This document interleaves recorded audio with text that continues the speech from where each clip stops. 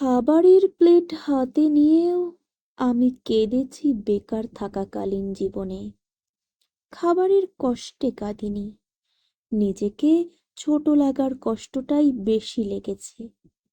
চোখের সামনে সবাই এগিয়ে গেছে, আর আমি পড়ে থেকেছি প্রতিদিন বুকে একটা প্রশ্ন নিয়ে, তুই এখন কি করিস? বেকার মানে অলস নয়, বেকার মানে একরকম অসহায়ত্ব, যেখানে নিজের জন্য কিছু করতে না পারার চাপা লজ্জা প্রতিদিন তাড়া করে ফেরে। খাবার পেয়েছি, তবুও গিলতে পারিনি। প্রতিবার মনে হয়েছে এই খাবার হয়তো আমার প্রাপ্য নয়। চুপ করে থেকেছি, সব অপমান গিলে ফেলেছি। শুধু ভাবিনি এই নীরব যুদ্ধই একদিন আমাকে আরো শক্ত করে গড়ে তুলবে।